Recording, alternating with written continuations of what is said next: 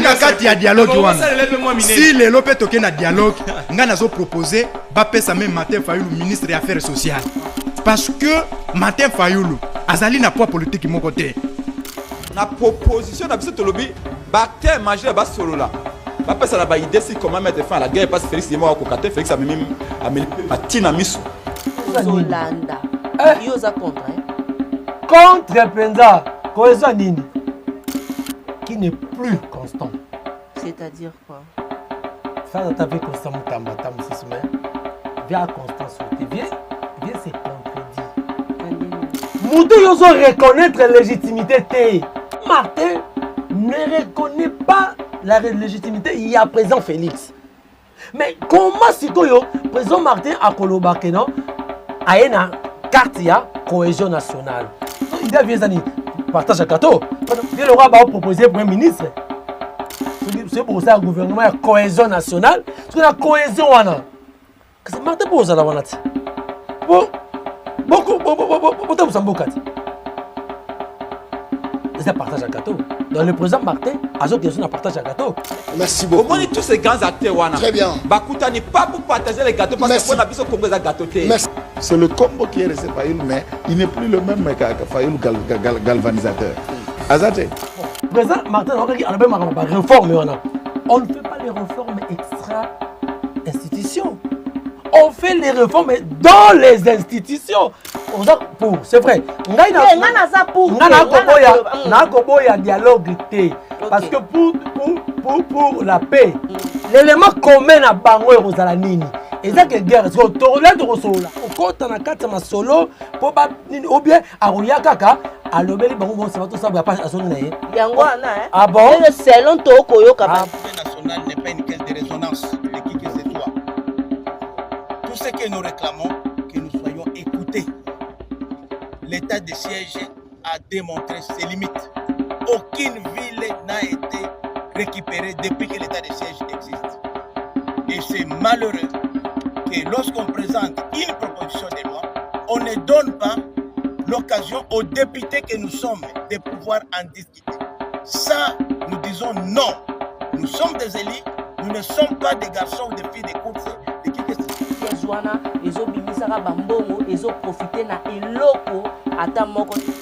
On ne peut pas proroger pendant que va évaluer. Et là, on a clarté, mais besoin pour Roger pourquoi. Et des deux, besoin qu'il y ait des gens pour eux, mais ça, mais pour traiter na batou, il y a Libana, bakolo lupangu, besoin de Garabango. Mais par contre, on va se le frère.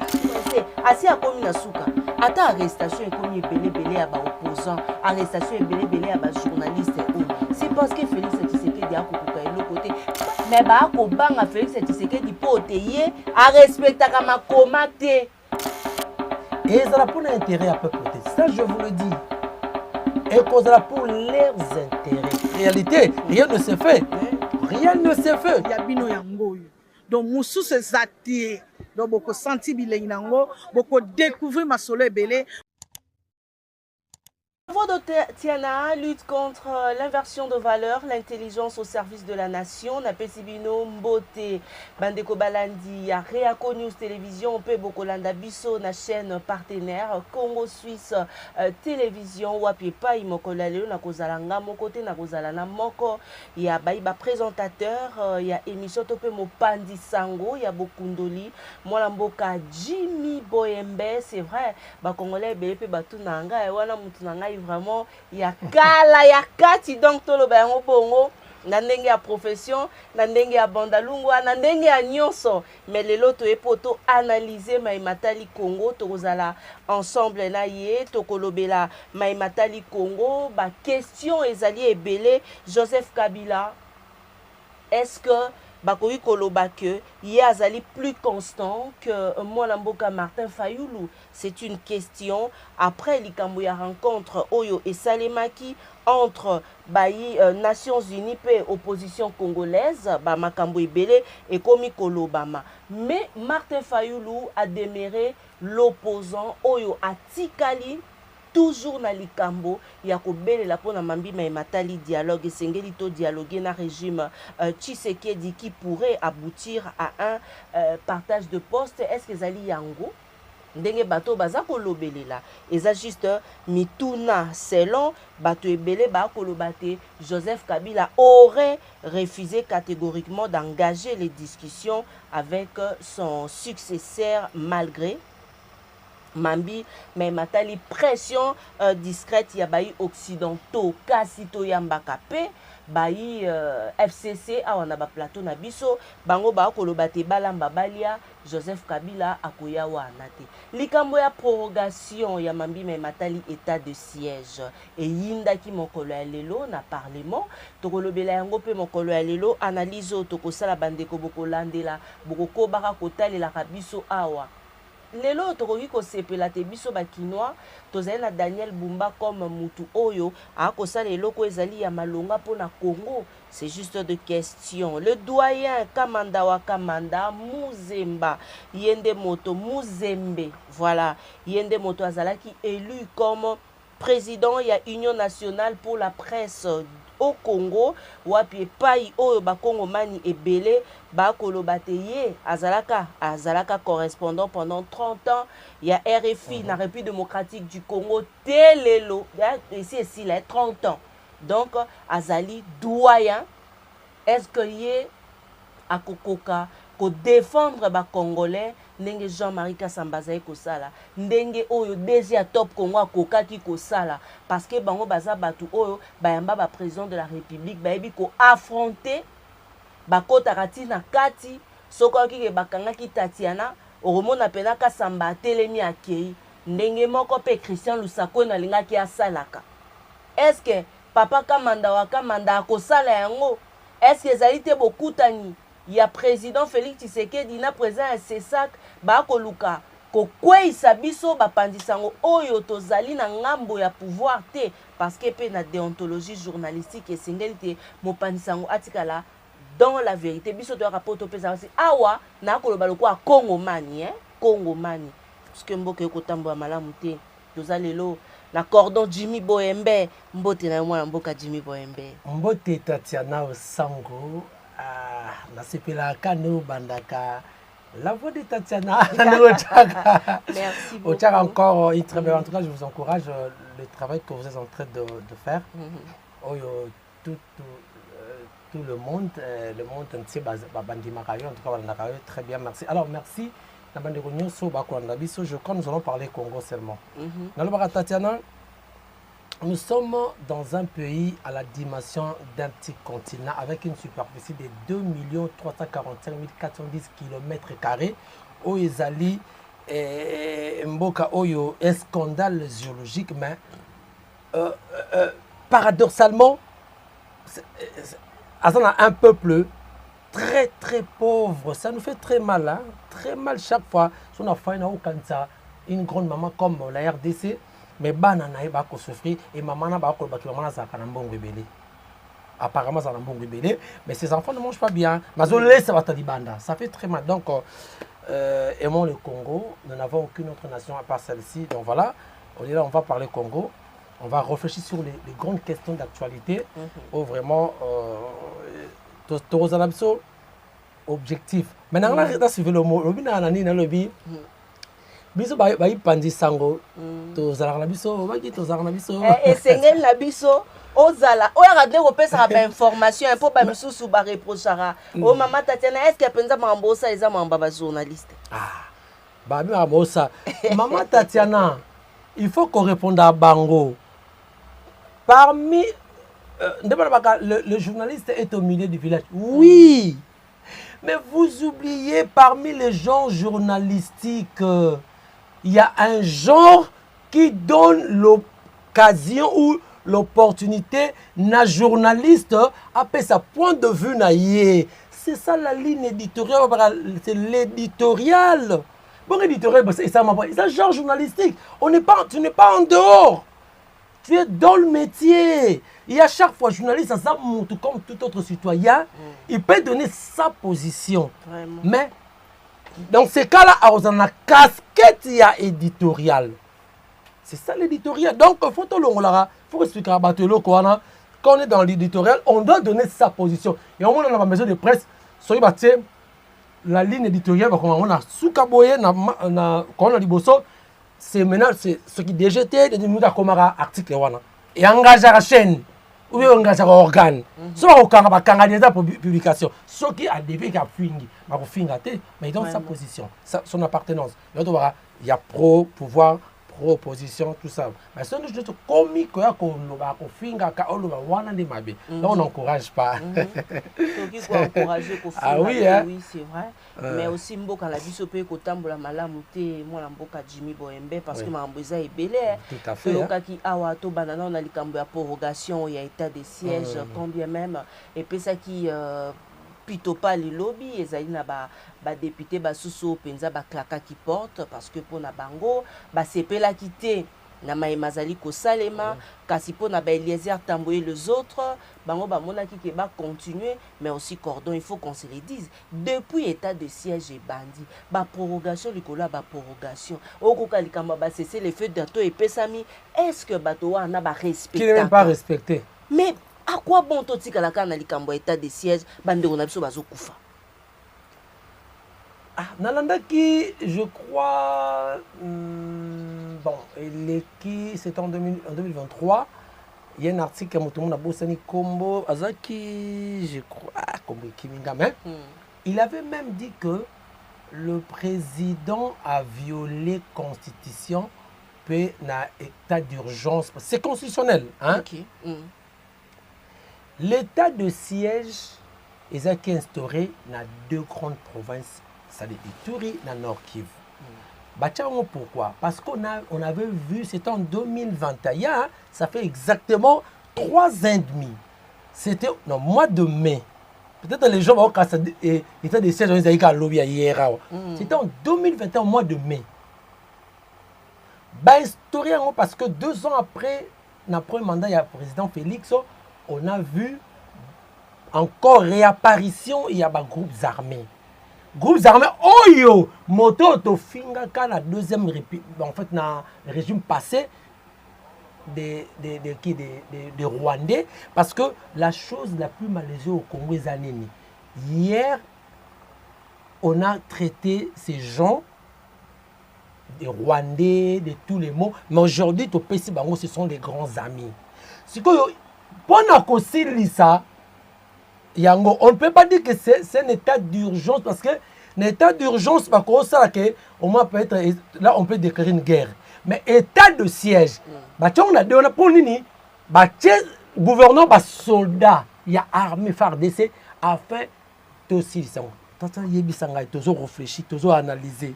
Depuis qu'on a instauré l'état de siège, dans le mois de mai 2021, jusqu'au jour d'aujourd'hui, rien, il n'y a pas assez d'avancées positives. Les gens vont me dire que peut-être Nazobo Sana, pourquoi c'est l'élozo Salama, Otoyoka, va retirer coup de chapeau, certaines localités Rouchou, Tayoki Ango, merci.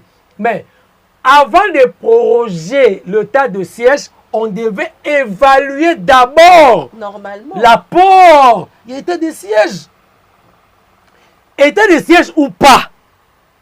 Les voisins ne vont pas localité, il n'y a pas longtemps, même tout le monde, moi, qui est là, si Babomi. Voilà, Babomi. Et pour votre net, si vous avez cette information, on a tué l'un de nos soldats dans la frontière à Rwanda.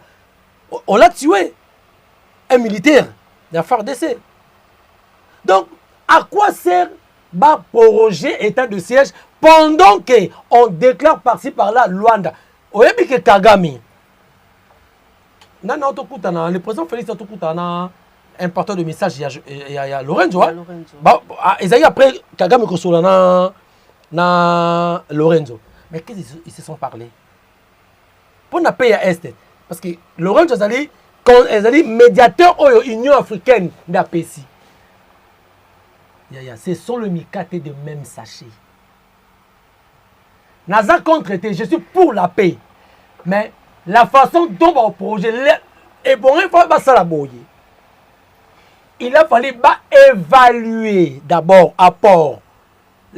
Après évaluation, si ça ne tient pas, la vraie évaluation ou bien le vrai apport ezala to armée ba soldat na biso. Menga na sala émission. To pesa bango Bele cordon boembe. Il y a de vidéos bande ko na biso na bazolia baloso ya kokauka.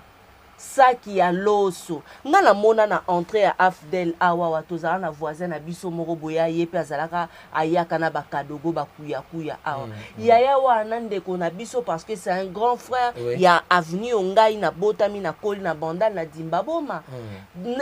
Nde na mona papa na biso azako lakisa biso alobi omoni oyo nde baliaka na guerre ba biscuit moko toliaka na tangu ya Kabila awa. Pona nini te kopesa yango na ba soldat na biso o bakindaka ba front cordon tozomona ba misusu bazotambola. C'est pourquoi l'artiste Kofi a dit on nous tape. Oya ute koza ba problème ça c'est ça ka bengi ça y basala mais réalité à makambo eza ko se passer kuna toza contre te cordon ndenge uti ko ebisa biso awa toza contre te mais problème na biso ezali okoyebisa nga soldat azokende ko bunda azokende na front cordon atiki mo ane na kankokolo babengani bango pona batoyo bazali ba soldat te bato bazali na kati ya armée te eza pe na ba civil ebele bakomi kotonga kati ya kankokolo. Oui ebele.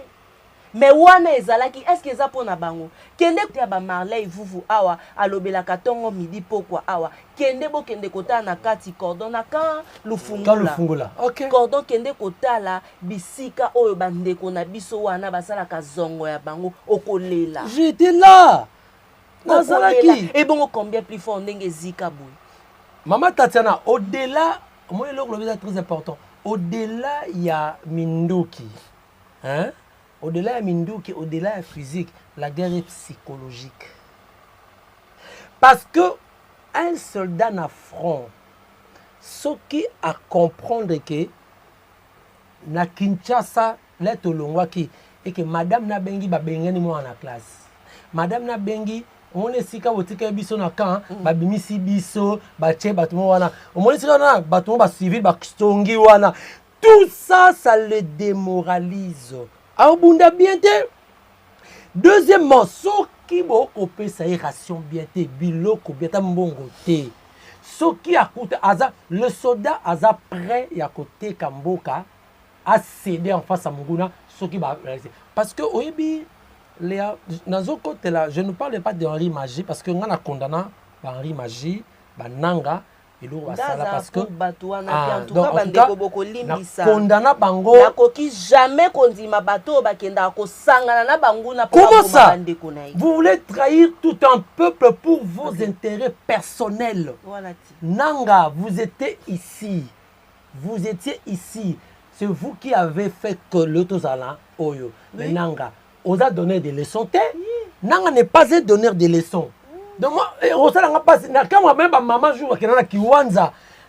Toutes les mamans ba yamba ba sepela et puis il y en a qui l'a reçu dans il faut payer bango que ça la rappel médiatique babilo musu ba la biso. J'en reviens.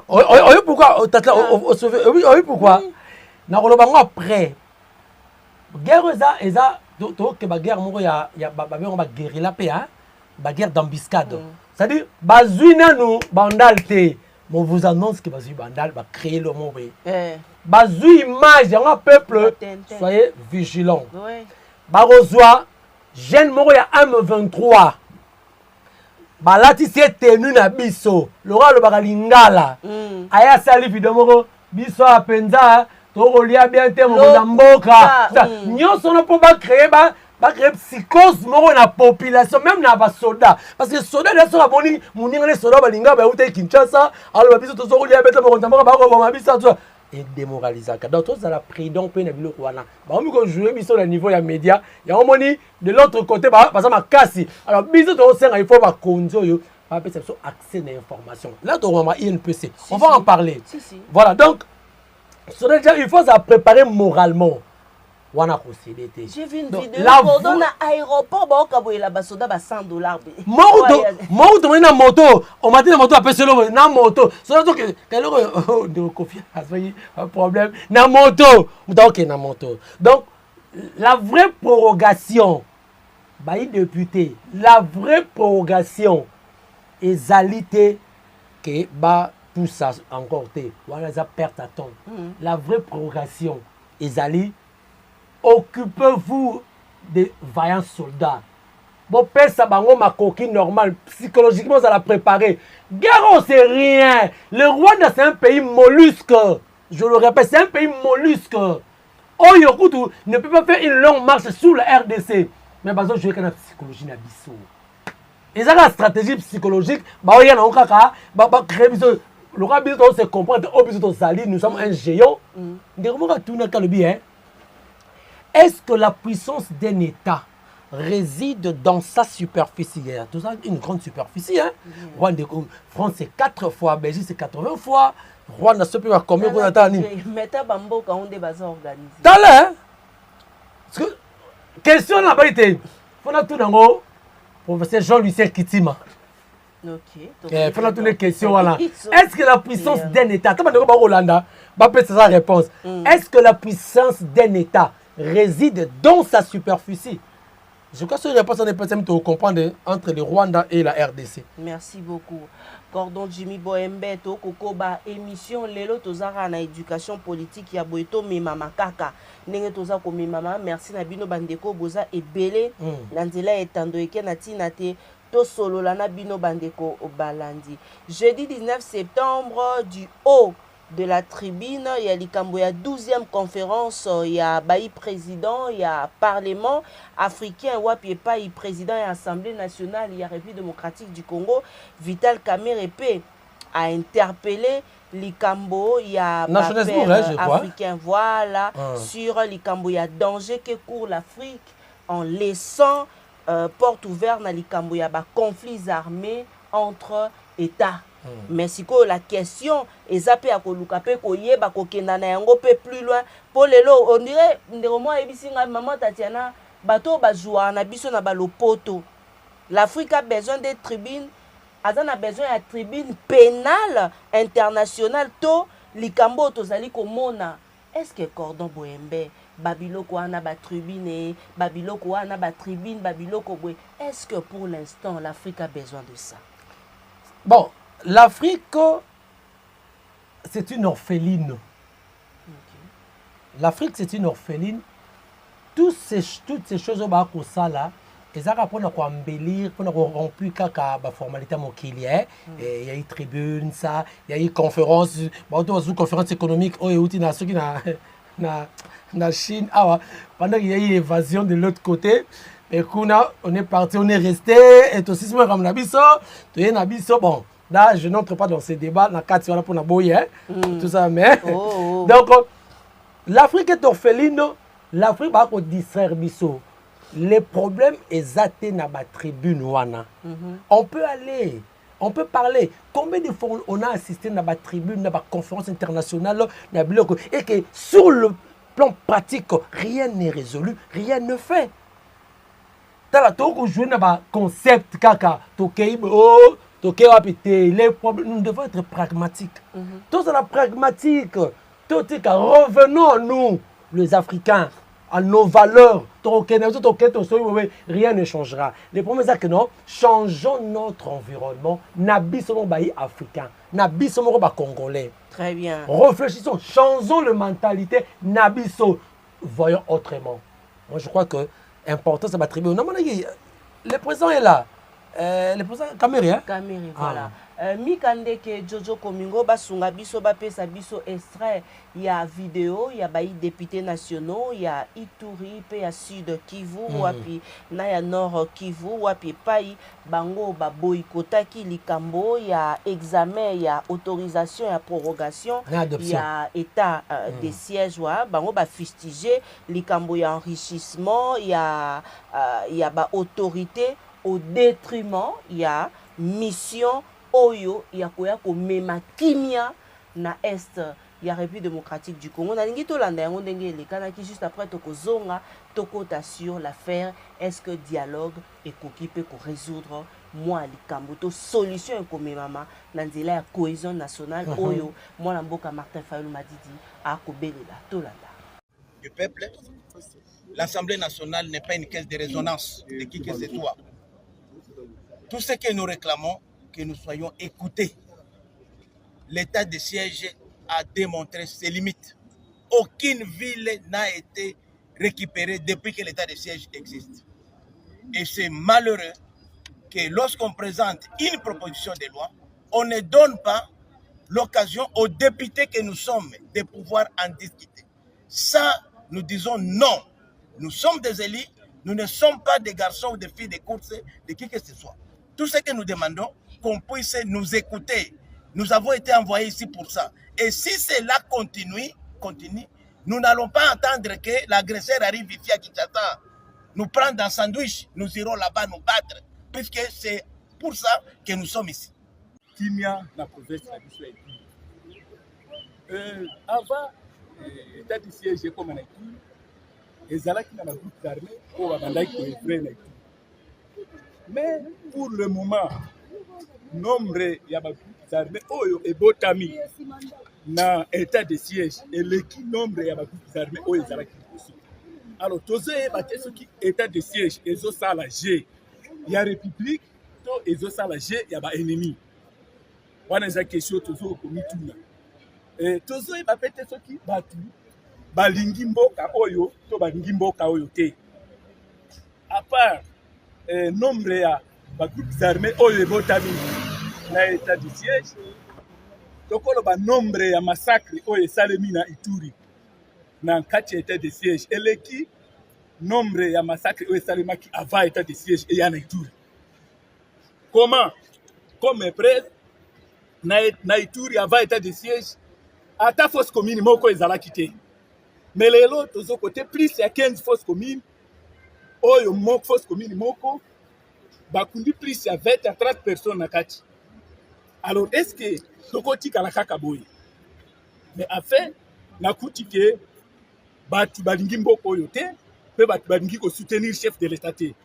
Voilà et bazo kosa chef de l'état oleba yebisa mokonzi ya mboka vraie version ya makambo ezo salema na Ituri.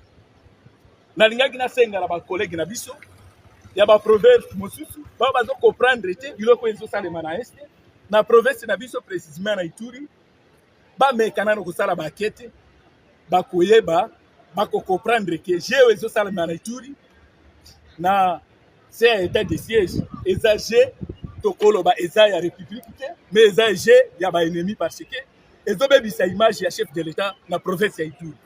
Vraiment biso ba député ya Ituri tosengi pirema babimisa état de siège parce que esungi biso te na Ituri. À l'Assemblée nationale le 29 septembre 2021, nous avons voté une résolution pour lever l'état de siège. Ça n'a pas été respecté. Il y a eu un dialogue où on a appelé tous les dignitaires des deux provinces pour lever l'état de siège. Et tous ont demandé qu'on lève. Ça n'a jamais été levé. Et quand on est en train de continuer à proroger, mais vous voyez le nombre de morts qui continue d'augmenter, le nombre de déplacements massifs, et nous avons en tout cas la conviction aujourd'hui que l'état de siège est devenu un business tout simplement pour les militaires, les généraux qui sont sur terrain. Et donc ça, aujourd'hui, on sait le voir qu'il y a un conflit net entre la population et les officiers militaires qui sont sur terrain. Et donc, on les accuse de faire des exploitations illicites de minerais, de chercher plus l'argent que d'aller protéger la population.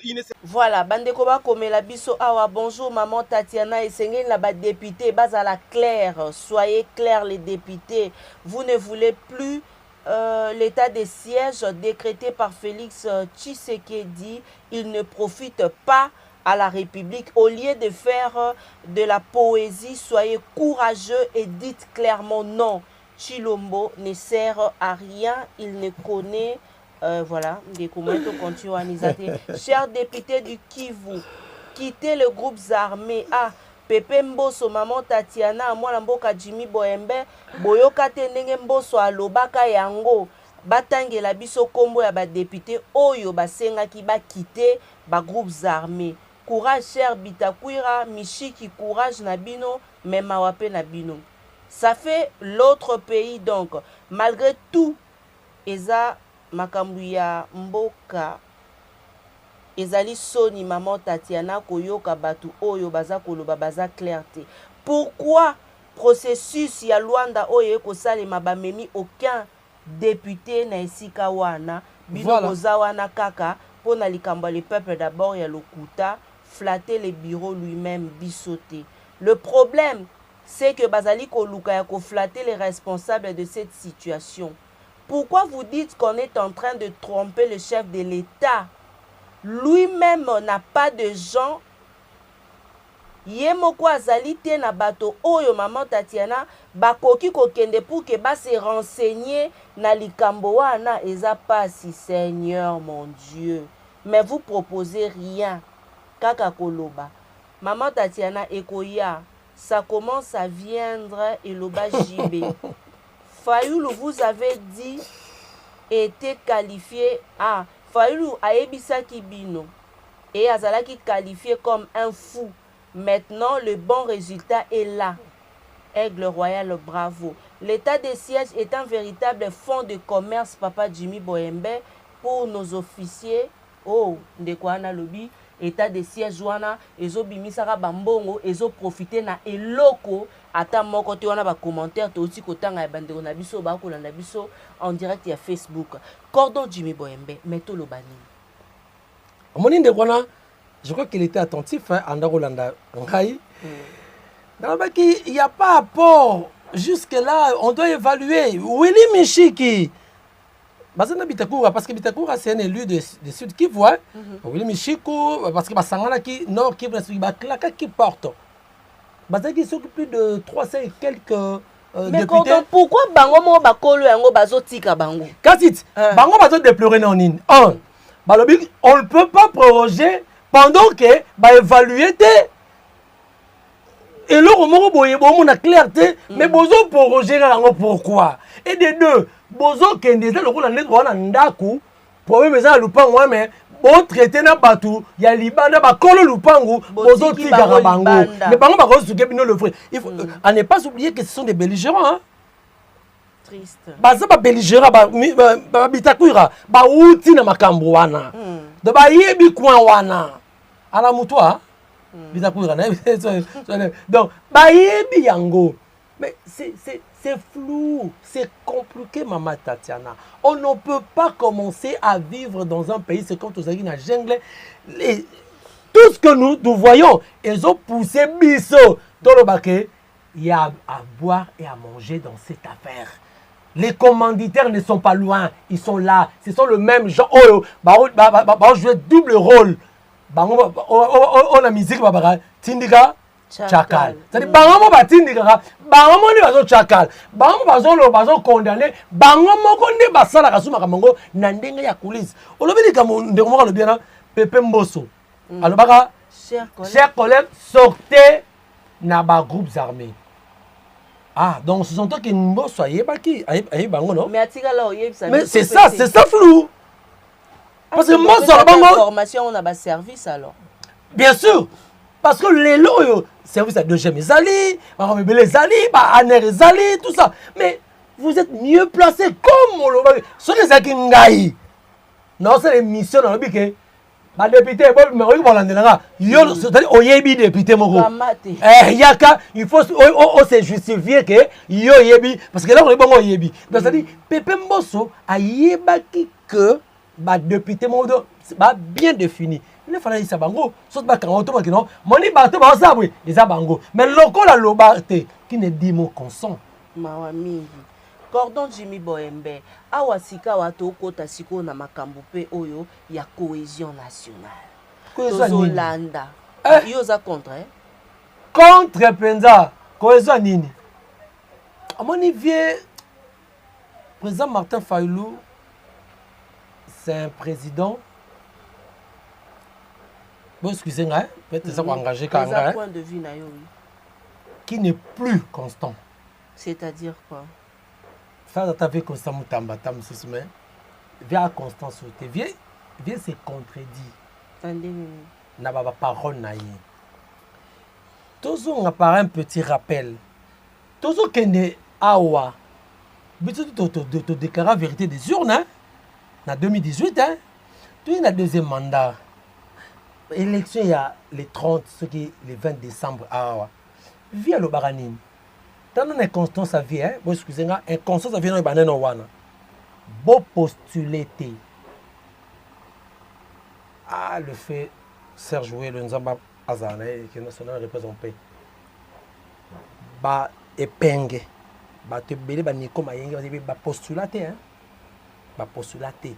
Mais la dernière minute, le président Martin a postulé.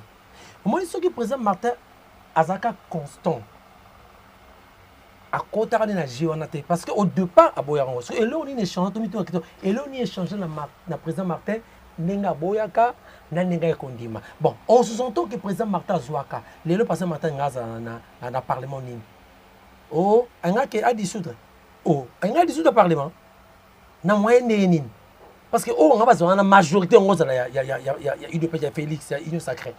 Voyez un peu. C'est-à-dire qu'un constat, ça fait un wana. Vieux soyez. Vieux, c'est-à-dire, Moutou Yozo reconnaître la légitimité. Depuis 1960, la République démocratique du Congo ex-Zaïre a subir la crise récurrente, entre autres, la légitimité du pouvoir des régimes et leurs animateurs. C'est dans les motifs de la Constitution, non? Et ça dit, on ne reconnaît pas la légitimité de la Bango. Et jusqu'au jour d'aujourd'hui, le président Martin ne reconnaît pas la légitimité, il y a présent Félix. Mais comment si le président Martin a collaboré à une carte cohésion nationale? Oui, la cohésion nationale est pour faire le dialogue. On doit faire le dialogue. Bon, président Martin, on a réforme. On ne fait pas les réformes extra-institutions. On fait les réformes dans les institutions. Admettons que nous avons une réforme là. Donc, il y a des années, partage à gâteau. Pendant que nous avons partage à gâteau. Pour dire que soupçon, je n'ai pas dit, je suis journaliste, je n'ai pas dit que il semblerait soupçon rare. Le rôle à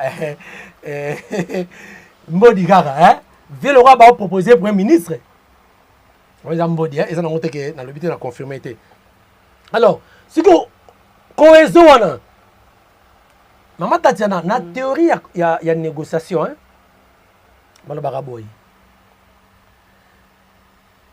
Il n'y a pas de négociation sans compromis. Il n'y a pas de compromis sans concession. Il n'y a pas de concession sans contrepartie. Donc, on ne négocie pas avec celui qui veut. C'est avec celui qui peut. Quand on veut, on peut. Et quand on peut, pardon, on négocie. Mais quand on veut, tu peux vouloir, nous allons forter. Mais là, on négocie, au fond du coup, autour de ça, le gouvernement, il y a l'Union nationale, l'Union nationale, bon, c'est pour ça le gouvernement, il y a cohésion nationale, c'est la cohésion, c'est Martin pour ça, beaucoup de gens ils partagent un gâteau. Dans le président Martin, à ceux qui sont partage un gâteau. Ben moi, dans les institutions, on va finir qui va katombi les bemba. Mais nga na landi la plupart ya bateau baza auto kolanda kana nzela etando balobite Martin Fayulu n'est pas na kati ya partage ya gâteau pour na ye ndenge bazo boma biso tongo midi. Pourquoi? Parce que l'état balukaka kolandela makambo ya milai bazo continuer makambo ya koboma biso pour na kokata hémorragie sauver la République pour na ye a monité bosolo la niezala combien même peut perdre tisiko atikali kaka ndenge azali na yokaki Emmanuel Shadari alobi que bango ba kokena na mambima ematali na kati mika ndeke tozala na kati ya mobeko likondi na article 64 alinéa 1 premier oui bango ba koluka kotambwisa makambu oyo ya bango balingi makambu ya bosololani te dialogue pour na FCC aboui Martin Fayulu akoloba te to sauver milimo ya bandeko na biso o bazoboma tongo midi pourquoi et na solanda ba révélation faite pa ba politique mususu balobi te Martin Fayulu alembi kosala makambo azali kosamba pona ye mais kasi tokoliki ate Martin Fayulu azana posa na yango te po te baboto laki babotolaki ye maponomi oyo aye est-ce que Martin Fayulu lelo akoki kondima nga na akoloba te tokozela na janvier awa remaniement bon maman Tatiana soki ce oza pour c'est vrai ngai nga naza pour na koboya dialogue te parce que pour la paix il faut dire mais obosana balobaka pe nazomona esika nini nde te Martin Fayulu akondima poste ya premier ministre yo maman Tatiana. Oui, papa Jimmy. Il y a le but de négocier. En principe, pour te longa banguna, nous devons parler le même langage. Ok. Il faut na longa mika, il faut na Tatiana to yokana tout cela. Mais tout ça n'a pas de divergence politique na yo. Yo, vous êtes déjà dans les affaires. Vous sali ba erreur déjà ébélé. Nga sikoyo nazali banda. Lenga na koya. L'élément commun à bango et rosala nini et ça que guerre parce que tourner de rosola a torosala nini na kokota na kat mata kokota na kat ma solo po ba nini ou bien aroya kaka alobeli bango bon ça va tout ça ba pas asongi na ye yango na ah bon le selon to koyoka bandeko ba kokenda mais est-ce que Hollande qui intervention à président Martin T je crois j'en ai alors il a parlé des réformes parce que réforme est au salama lolenge nini. C'est ça le problème. Et qu'au salama lolenge nini. Parce que quand on parle de réforme, les réformes ne se font pas extra constitution. Oui, sika oyo a lobité, bango ba ko kenda pona ko sauver république. Ça a été toujours dit, ça a été toujours comme ça maman Tatiana. Et ko kipe ko zala pe lobama pe bongo kasi tant mosusu ya sikezo ya te cordon boyembe. Oui, il y en a bi. Ce qui baillé, les va au fond là. Parce que jusque là, mon initial c'est Martin Fayulu non cohésion. Est-ce que le président Félix FC ça boy. FC pas il y a peut-être parce que Azan après va faire depuis 2018 Azan pardon 2023 Azan a été 2021 a été c'est préparé et en plus na ba arrestation oyo salama na makambo belé oyo bon c'est un peu difficile pour que ba kota. Donc ba bi bolamba bolia. Mais moi aussi j'ai suivi Jimmy Kitenge bayamba qui na mwana mboka prince penge pe amopandisa ngo John Kabamba nazalaki déçu na ba dire na ye alobi yande ka pe perdre yande ko Jimmy Kitenge oyo auté ko finga mokondi Joël OK pour Joël Kitenge po ba kombo ngo ya bango compliqué moi mukie Joël Kitenge auti ko finga totalaki commissaire ya Pulusu awa après l'équipe émission à lobby il y a zomona tina et dialogue te Joël Kitenge azali communicateur ba mbenga ba communicateur à chef abaki c'est lobby Félix azana poste à dialogue te le changement c'est Martin Fayulu. Le changement de l'opposition. Non, le changement c'est Martin Fayulu. Auteur nango koyebaye. Bayoka kangope. Quand nous étions en train de créer l'Isanga, Banso pour que tu aies sa candidature au moko ya opposition. Nan auteur nango. Auteur ya phrase nem. Le changement c'est Martin Fayulu. Maïbiete. Obiete. Obi mutuala été. Bayoka phrase. C'est ça. Via Martin dans l'élection Tikoleka. C'est vrai, je ne sais pas qu'est-ce qui s'est passé autour de son organisation. Il a fait des faux pas. Moi, Ming avait élection. On l'a vu avec des gens, Oyo, Baï soutient l'opposition, voilà qu'on jugeait Bango un peu ambigu. Tantôt Matata, la plupart des Congolais avaient une autre lecture sur son opposition. Naba soupe à Bukangalonzo, Bandeko Djembele na Bilamba. Donc, tantôt on le va avec Matata, Biloko Bandeko exigeant qu'était à Bukangalonzo, tantôt on le va soutenir Bukangalonzo, tantôt à Komo Kende, Lubumbashi Bakende Kosorara Bakatum. Donc, Trampa qui est dans un drap. Alors, bah, Moussou Soana Bazana va passer na bango qui les rattrape en tant qu'opposant, Elia qui vient. Et là, il a l'intérêt de travailler cette figure, puisque la figure de 2018 de Martin Fayulu n'a pas été celle de 2023 ici, Ototiko Sarama Ponami. Et peut ne pas être ya Otoko Sarada Bikoloko. Il ne travaille pas là-dessus. Puisque le dynamisme, le leadership, la popularité, c'est un travail de chaque jour. Et fruit à faux pagnon ce qui colie à eux. Ça, il doit reconnaître. Et lié, c'est le combo qui est resté Fayulu, mais il n'est plus le même que Fayulu galvanisateur. Azate. Pourquoi il a dit ça?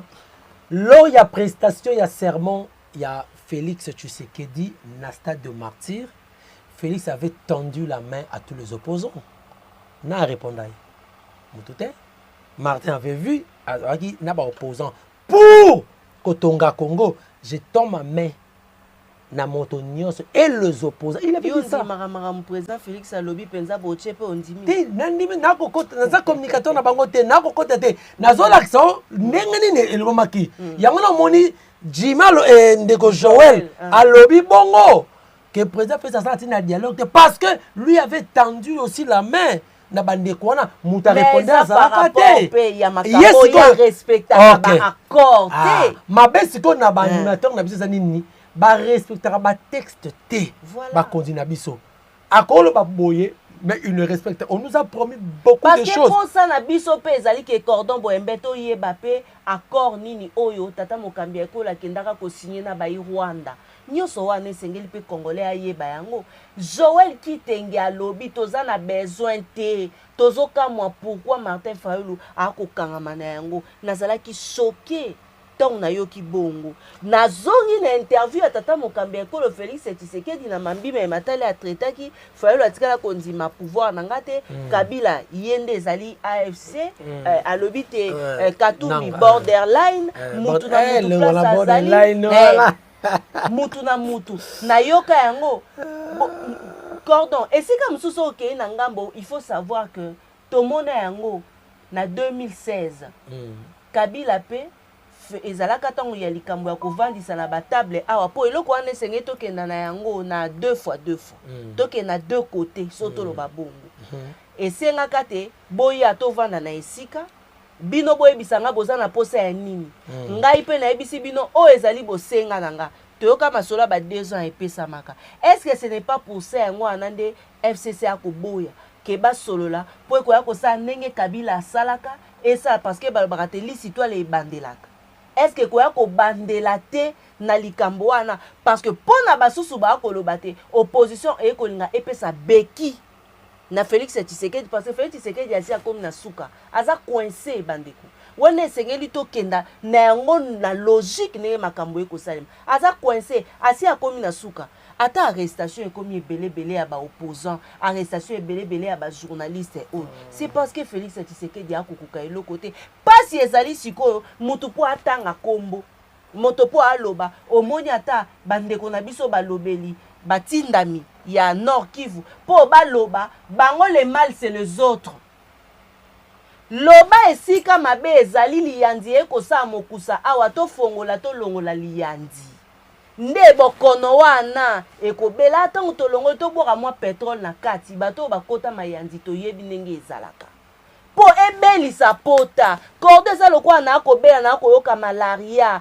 nazali na malaria na nzoto palio eko déranger okenda boye bapesi oka balobi melade Doliprane au traiter malade te au calmer des malades yango ba misusu ba komona te dialogue ekozala likambo moko ya ko calmer malade ya le roi Doliprane FCC bango kuna ba ko sala be to yoki pe Katumbi na yambaki moko ya bayi ensemble pour la République ye mwana mboka Jimmy Boyembe akolobake dialogue bango baboyi bosolanité mais ba ko banga Félix Tshisekedi po te ye a respectaka makoma te selon bango bango pe bazali pe na oyo bango bakokenda koloba donc soko yoki bango pe bazala makambu oyo bakokende koloba par ya peuple zawapi ekozala te mama Tatiana ekozala te tu sais pourquoi aussi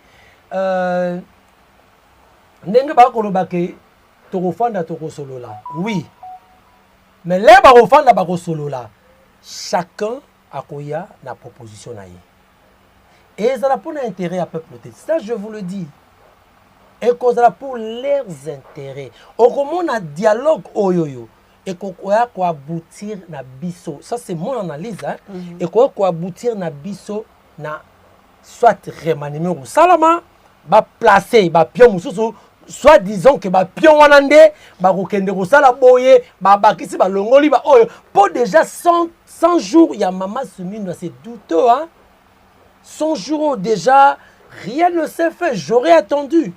na conseil des ministres moko awa que le président Félix atapaki en tout cas tout na maman je dis au salinini des gens sont salinini parce que biso toza pour ça taper toza pour ça toi bon solo oh salami hein mais tu vois que sur le plan il y a réalité rien ne s'est fait rien ne s'est fait on nous avait promis même l'Allemagne d'Afrique et l'élo c'est plus que l'oufou d'Afrique c'est l'oufou d'Afrique soko circulé et na passe na Daniel Bumba na ko kele passe mawa na Daniel Bumba da oye penga dans une maison tout est partout et suintaka donc oh tam sous yo no kaselo la oko ya ko bamba oye sous lamentation na lamentation donc na habité bon il s'en sortira ou pas donc qui va encore rebeller là bas japonais au génie militaire bon, on va voir je crois tout la saison de pluie on va voir donc dialogue oyo cohésion oyo pour simba il faut que tout le monde mette ma patte ma bonne na patte aussi longtemps par kocha ba patte dialogue et quoi aboutir na résultat positif t OK cohésion oyo rozala une cohésion éphémère et on a une cohésion éphémère et on a duré t et on a mbebo. C'est-à-dire, si on ne se retrouve pas, je viens parce que je dois me retrouver. Si je ne me retrouve pas, non. Oh, déjà, il y a l'esprit, il y a intérêt populaire, il y a l'esprit, intérêt personnel. Ça va. C'est là où maintenant, je ne suis pas pour ce dialogue. Je ne suis pas pour ce dialogue. Nazali contre Yango. Mais s'il faut changer la manière où ça, il a peut-être Yango. Ou bien, parce que l'objectif de l'organisation, à part la réforme, c'est aussi sa guerre, non? Oui. Mais la vraie, c'est que Bisso, to bêta. Si vous pas qu'un parabellum. Si on veut la paix, on doit préparer la guerre. On prépare la guerre. On nous avait promis l'avion de chasse. Aucun côté. L'avion de chasse, donc même na reçu. Je me rappelle, il y a l'ancien ministre, je crois, de défense, je crois avant Bemba. C'est un fils, hein, son fils. Na reçu. Na maison d'armement. Oui, Bisson, tout le monde. Et c'était un espoir. Oh, mais directement, on récupère toujours la localité. Bunagana depuis 2022, je crois le 13 juillet, entre juin. Vraiment, ça fait depuis 2022. Aujourd'hui, c'est 2 ans et demi. Tommy, une question. Est-ce qu'aujourd'hui, le président Félix, il est le président de la République, est-ce qu'il est le chef de l'État?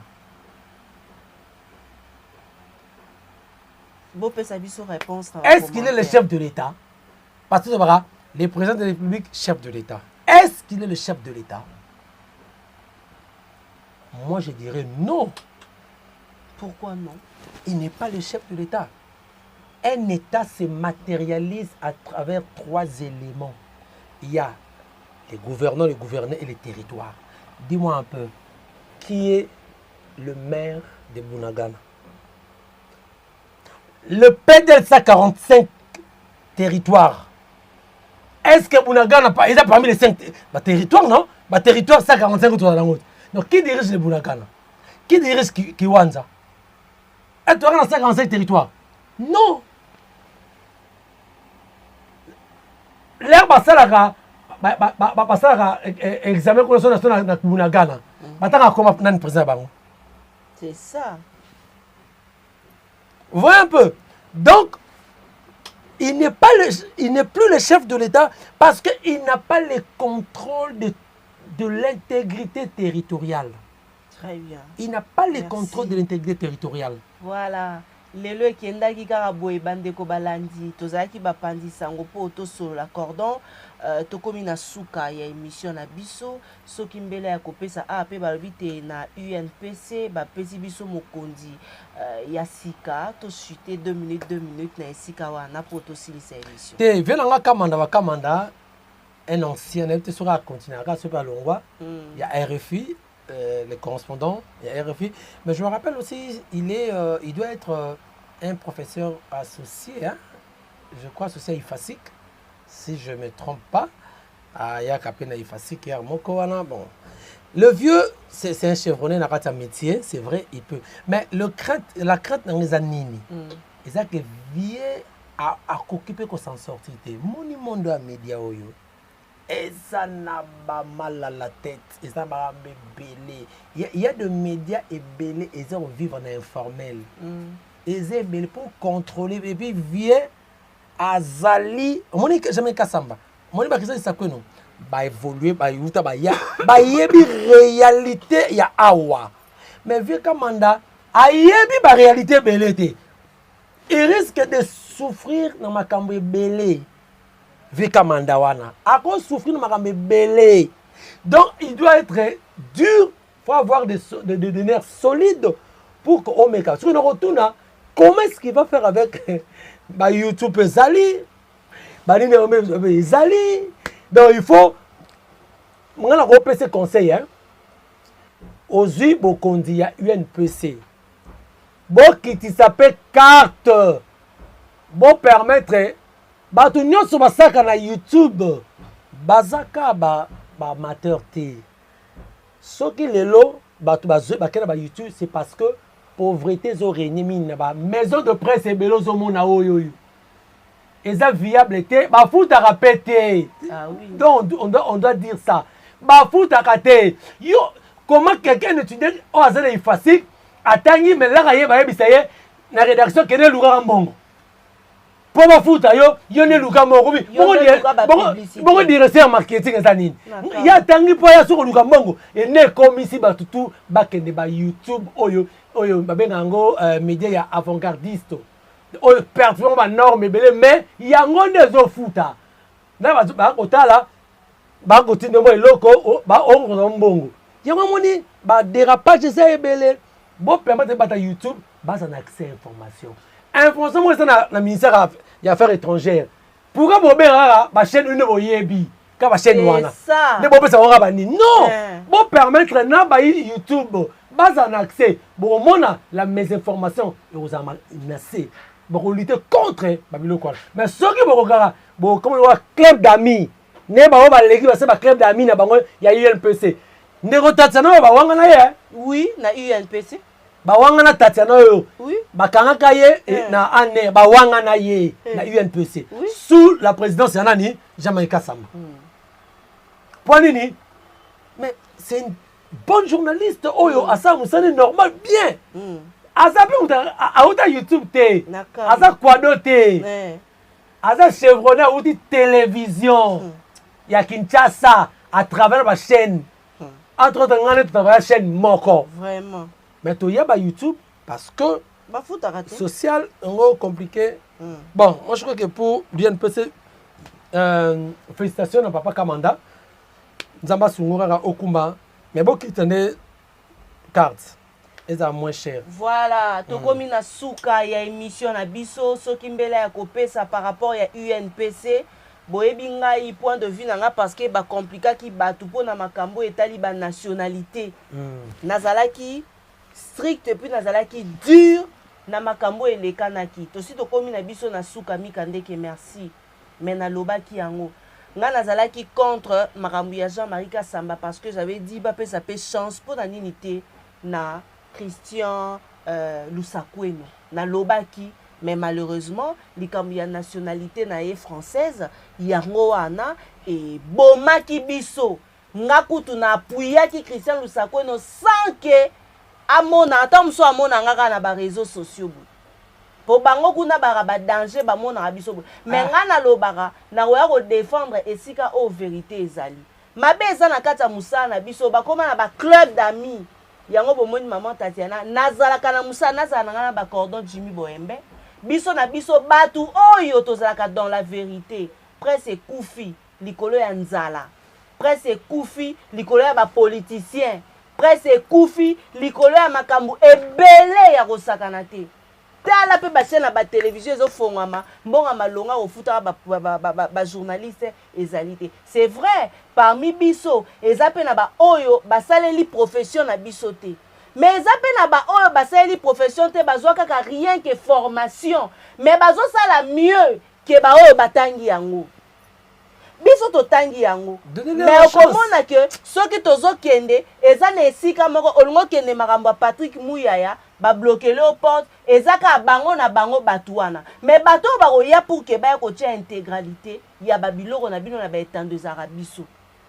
Tongo midi pour nga réclamer biloko na te mais il y a des amis o balela ka ba concert ba confrère o balela sur likambo. Soki papa Kamanda abimi na likambo ya malamu nzamba zwa lokumu mais soki abimi pona koya ko traquer ba journaliste kokuta na biso na nzela na ye tu na o bazalaki oui wana esenge tokena nango bongo parce que to mona pe c'est ça awa na ba même pratique wana pe to mona na ba même pratique na mona nul part pona moni déjà ba contestation e bandi ba misusu ba boyi balobi ke makambo wana esalami wana bango balingi nde conclave ya solo esalama o esalami wana balobi ezali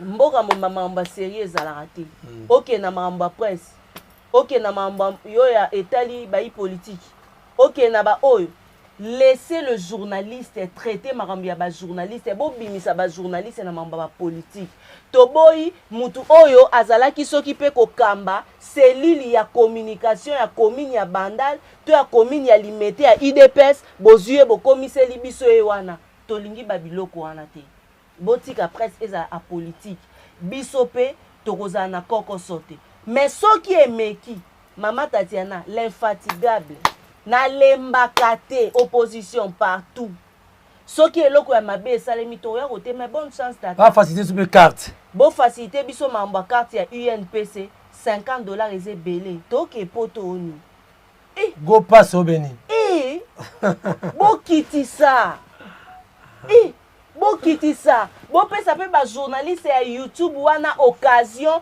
ba se procurer na ba carte ya UNPC baza ba journaliste.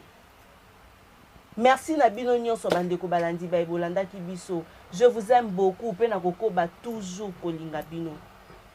Merci na Mikandeke, merci na Cordon Jimmy Boyemba Ndimaki ko partager na biso plateau mokola lelo. Le plaisir est partagé hein. Merci beaucoup. Surtout na ba téléspectateurs tongo midi poko bolinga maman Tatiana, merci pour na ba encouragement na bino. Nous tous autres travailler na ba risque et belé on sera te botara ba tutinga mais na kimi infraction baluki. Toara na posa ba j'aime na bino wana. Bo partager bo liker ba vidéo na biso. Na tondo mingi na bino banson. Bozalaki baiki oboso bo etando eke Jojo Komingo. Merci na Mimi là il fait à Mokonzi import export maître Dongiana l'avocat. Merci hein, na mon boss Eric Lé le full boss. Merci na Jean Médard Ewing Mamboli. Merci na yo maman Emiline Zemba encore une fois. Maman Likelemba tous pepele Ambetolo merci. C'est sûr sans la confiance du chef Serge Katimbo. Merci pour la confiance et fidélité Bandalungwa toujours de cœur. Nabino Banse passion sang Wayambo. Natondi Obo Tondi Cordon Jimmy. Topesi Bando Nabiso rendez-vous. So vous sepel na émission vous commet libiso tozongi la lisusu toujours to solo la maye matali Congo parce que tozawana pour mboka na biso République démocratique du Congo to bele libino aéroport ya Njili mama Tatiana na invitation à Lubumbashi mais moi na kende ate pour na koma omona ngo lokwa océan botini kinga bo océan aéroport ya Njili ce qui n'est pas normal. Ce qui n'est pas normal. Merci Mikandeke. Tokute Nabino Mokola Lobi. Merci pour na nyonso bosa ma grande sœur Gabrielle Chembe Boma. Merci pour na ba message non ça me va droit au cœur lundi na 12h na osala direct na télé news RDC Pereako na oyamba po na bino mwana mboka Prince Epenge toko solola na ye sur Mambi Matali dialogue oyo lamuka et kolobela Mambi Matali cohésion nationale. Bora tete bozala ebele tokutana bino mokolo ya lobi au revoir.